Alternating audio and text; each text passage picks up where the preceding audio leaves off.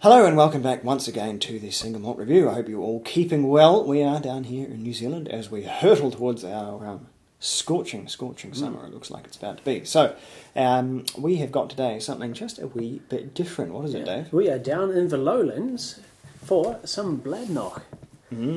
This is a Gordon and MacPhail Connoisseurs Choice independent bottling of a 20-year-old Bladnoch, distilled 93, in fact the year the distillery closed most recently, bottled 2013. Yeah, Bladnoch, it's a funny old distillery, one of the very few operating lowland distilleries, and I say operating, but... For given values of operating. For given values of operating. I've always pictured Bladnoch in my mind as a distillery where it just sort of sits there, and on occasion a guy will sort of come in on the weekends and turn the lights on and do a run and then leave again. And that's not too far from the truth. It's it's a distillery rather that spent almost as much time closed as it has open. It's a venerable old distillery. It's very old. 200 years ago. 200 years ago today. No birthday party for them. Cadenheads has got the birthdays wrapped up for this year, I think, but Bladnoch, it's always been sort of puttering around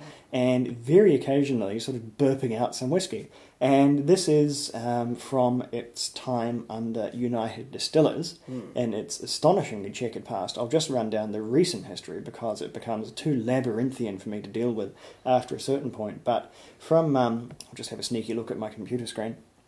From the 1987, United Distillers took over from Bell's, who had owned it previously. This was back when Bell's was its own company and not just a funny-shaped whiskey bottle, which now itself is very hard to find. And United Distillers ran it for a little while, but sort of stopped fairly recently. And the most recent owner is in fact an individual, one of the very few individual-owned whisky distilleries, David Pryor, an Australian, fairly close to us, a big man in the yogurt world apparently, sold up and bought Bladnoch just a year or two ago, and have sort of fired things back up. So it's not only back in production, but old stock has been sourced to revamp the range, and they now have, I think, a no-age statement, a 12 and a 15, I think, with some funny names which mean very little to me, but possibly to someone else. So there you go. It is once again available, and we don't have to put up with those awful bottles with the sheep on them. If anyone remembers those from the last time they had a standard range, they were not so hot. So they were closed from the late 30s to mid-50s, and this one dates from their most recent closure period in 93, wasn't it? Yeah, this one is 93. So this one brought to you by the late great Allied Distillers. And it's not a single cask, not quite. I think this is a batch of one or two, is normally how the Connoisseurs Choice comes together. But the casks in question are sherry refills. Sorry, I'll just clarify what I said, didn't I? I mentioned the most recent closure. They in fact closed in 2013 when this was bottled.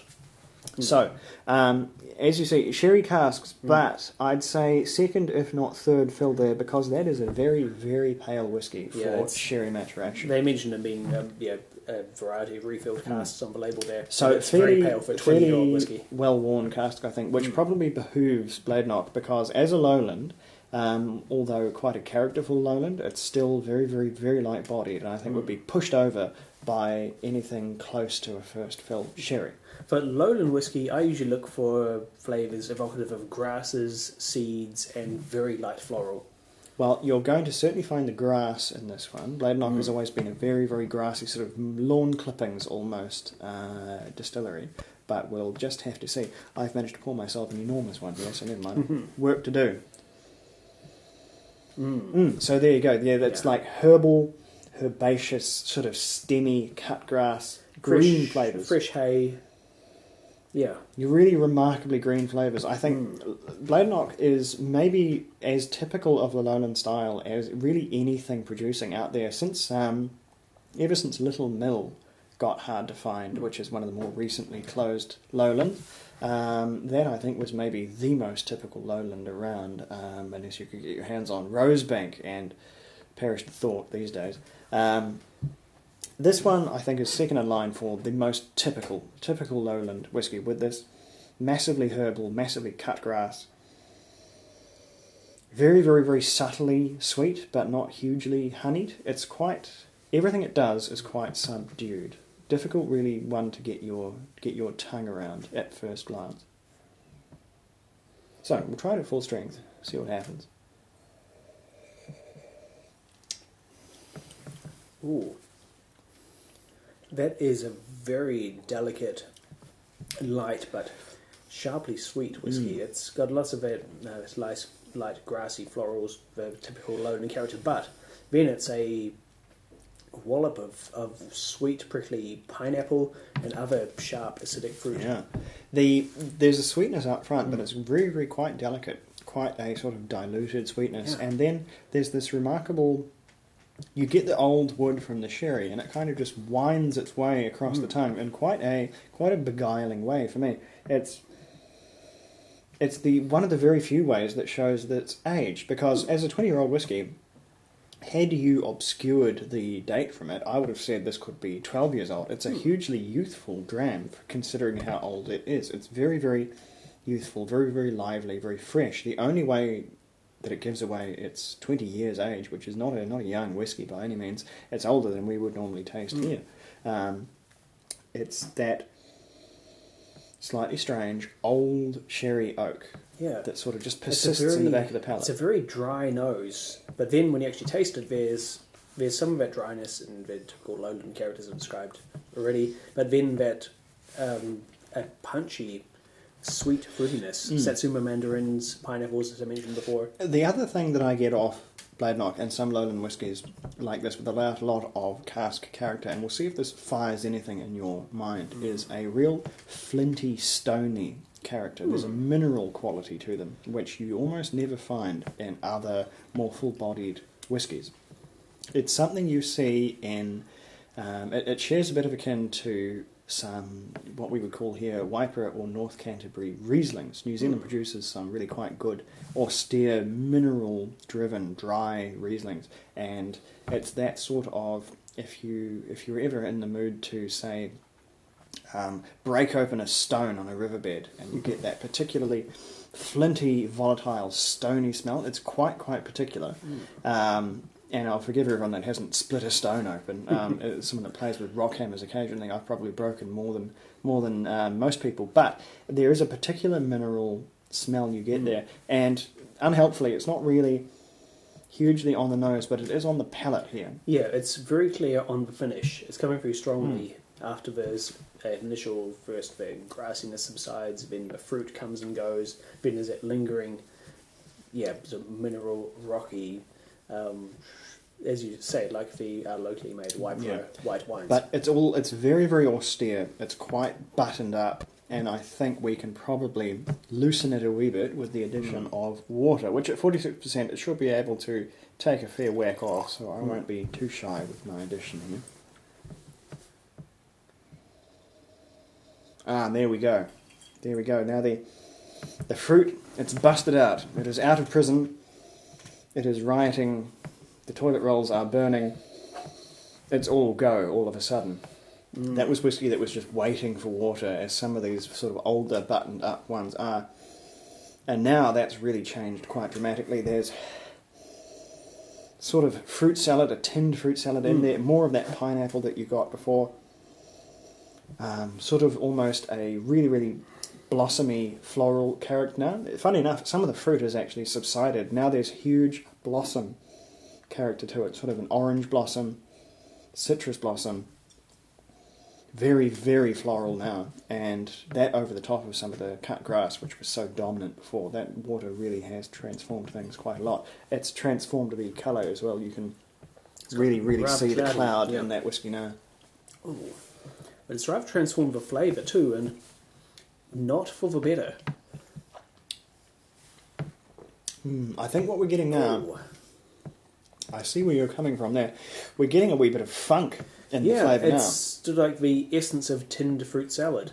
That's and not the good kind. I'm getting a bit of earth in there now. There's quite a there's a like calling it dirt is probably underselling it a wee bit, but there's a real fresh earthy flavour that's coming through from me. I'm getting less of the tinned fruit salad on the palate, but it's a very It's a very ground-focused whiskey. It's a very vegetable-focused whiskey. There's a lot of sort of green vegetation, flowers, all kinds of things in here, and less with the overtly fresh fruit. It's quite a weird whiskey, but then again, if you know Bladnoch, you know you're always going to get something a wee bit out there. It always provides. A little more time is taking away some of that canned salad funk, which is good. It's returning to a much more fresh, fruity, sweet kind of a norm. It's been a bit of a journey, but it's settling into a good space. Yeah, I think this is, I mean, some whiskies are good with water, some whiskies are good without. This one I think is really quite interesting to try without and then with in the same glass. I think you get two sides of a very interesting coin there, whether it's your cup of tea or not. I'd say it's very much better without the water, but adding it is worth it just for the experience of just how much it transforms instantly, and then how it gradually keeps evolving for the next few minutes as well. So scores for this one before I wax too lyrical on it. This one I really rather like. The difficulty is going to be articulating exactly why. This is, to me, a very, very elemental whiskey in that it tastes of things that very few other whiskies do. This tastes like almost like a handful of fresh earth and stones and cut grass and stems and things that you just don't find in a lot of Scotch whisky. Things that speak to me more of our New Zealand white wine than a lot of things that necessarily you'd expect from Scotch whisky. It's very, very different, and I really connect with whiskies that do things differently. It's not, as I suspect, it's Dave has already intimated, but it's not particularly Moorish. It's not a huge, yum whiskey.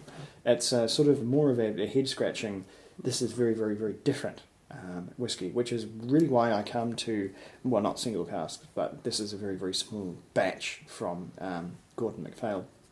So it does really speak to me. This one, not to say it's the best whiskey in the world, but it is really, really something that connects, and it's an 87 for me. I'm really quite enjoying it. What do you think?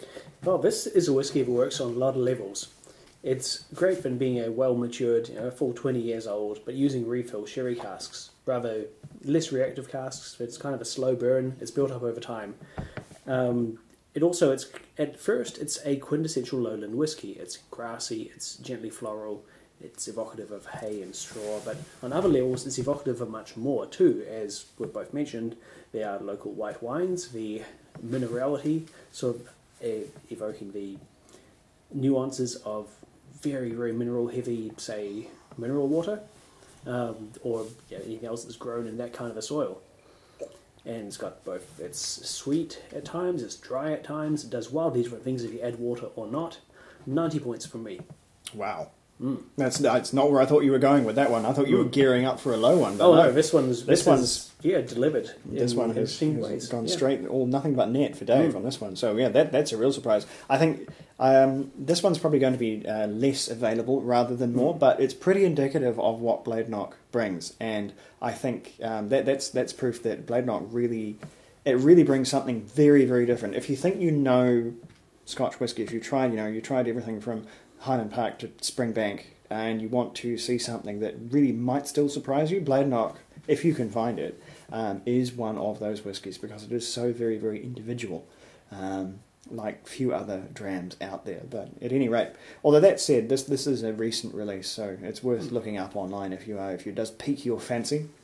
You may be able to lock one down, but who knows? At any rate, this has been the Single Malt Review. I hope that was of some worth to you all. Check back soon, and we will have something else. Sludger.